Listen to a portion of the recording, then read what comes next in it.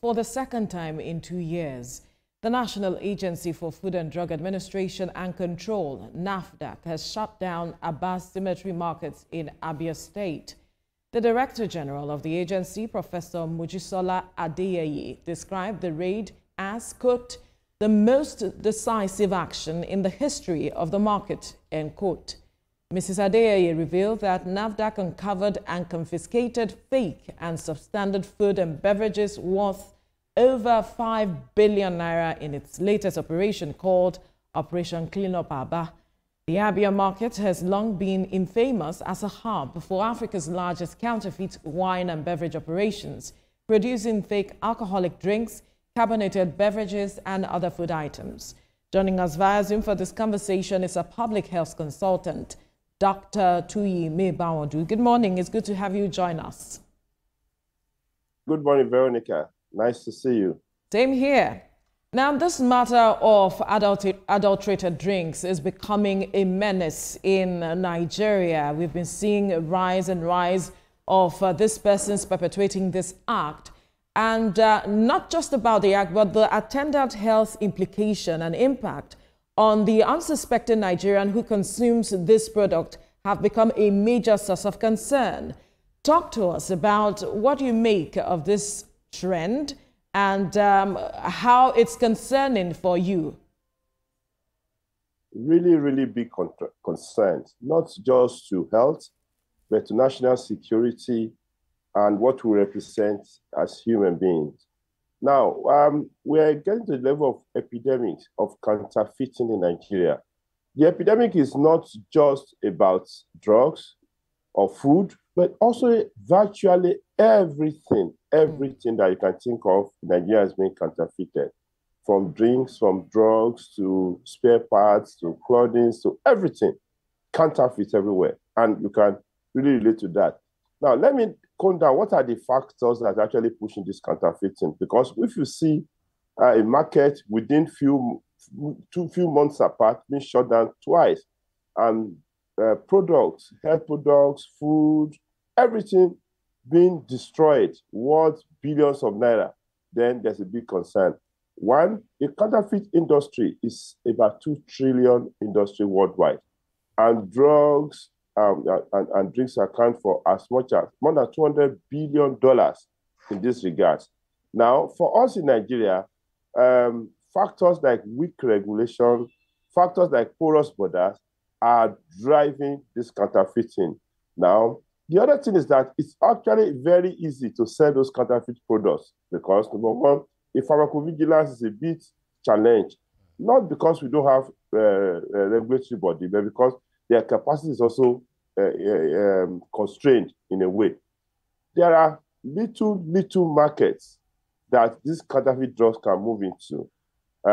People selling things on the side, the small shops, the small lounges, pharmacy, chemists. It's a big crime scene going on as far as counterfeit products is concerned.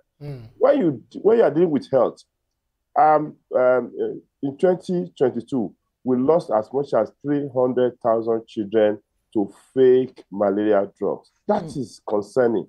Now, the drugs being counterfeited, mainly malaria drugs, antibiotics, even tuberculosis drugs. And then how do we deal with those kind of things when we cannot get appropriate drugs to respond to our illnesses? It's getting worse now because, first and foremost, WHO is supposed to be the ombudsman taking charge of the fight against counterfeit of drugs, counterfeit of some of the products. The WHO itself is being capacitated because it's been defunded. So we're in for a big challenge in this country. Well, and all of us must see that. And also looking at Trump cancelling the Medicaid that is coming to Africa and some other countries. Dr. Mojisola Adeyeye, said that, professor rather, said that some of these counterfeited products are being made or done under unsanitary, using harmful chemical and the kind of environment that they do it from, quite unhygienic and all of that. But beyond all of this, how do you think we can educate Nigeria to identify these counterfeit products so that they will better understand ways to go about it? Because sometimes when you go to the market, they tell you, okay, this is costlier because of the brand and this is cheaper, and they work the same. the work has to start from the market, and it has to start between you and I, being educating people, talking about these counterfeit products.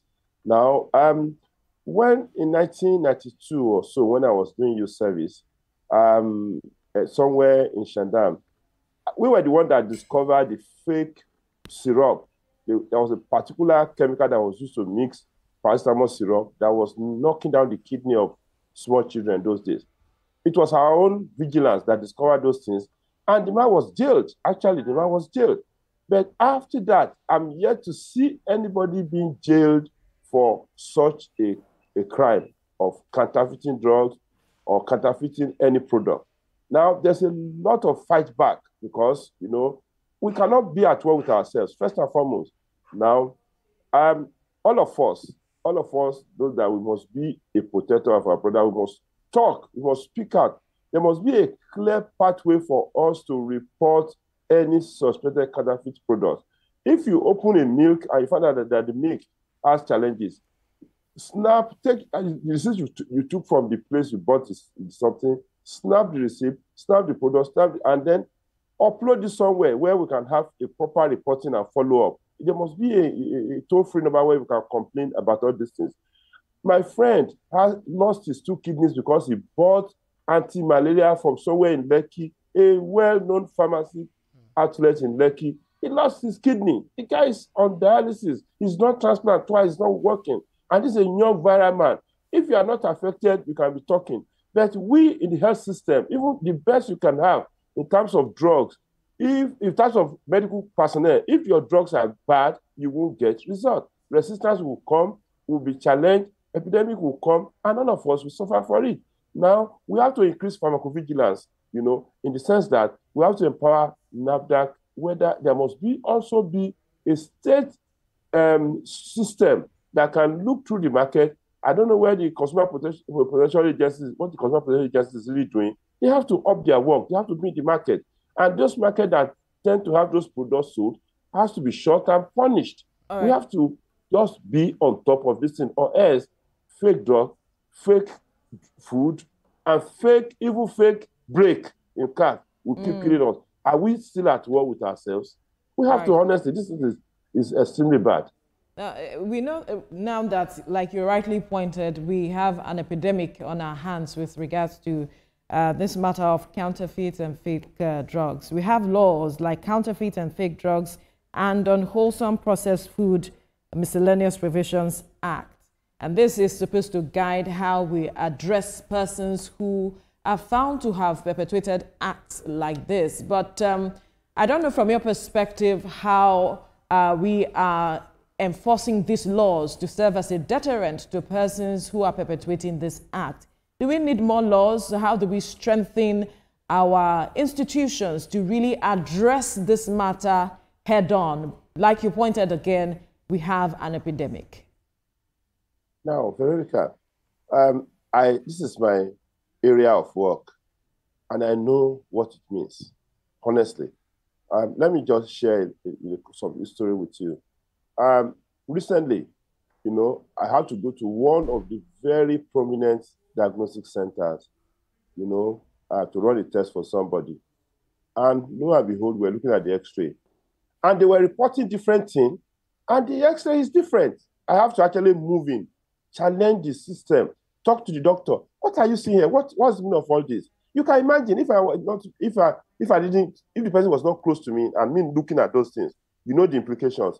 When we say good manufacturing practice, when we say GMP certificate or CGMP certificate, you need to enter real factory to understand what it means. It has to do with the environment, it has to do with the raw materials, the quality, personnel, distribution, packaging, and even surveillance after the thing must have been produced.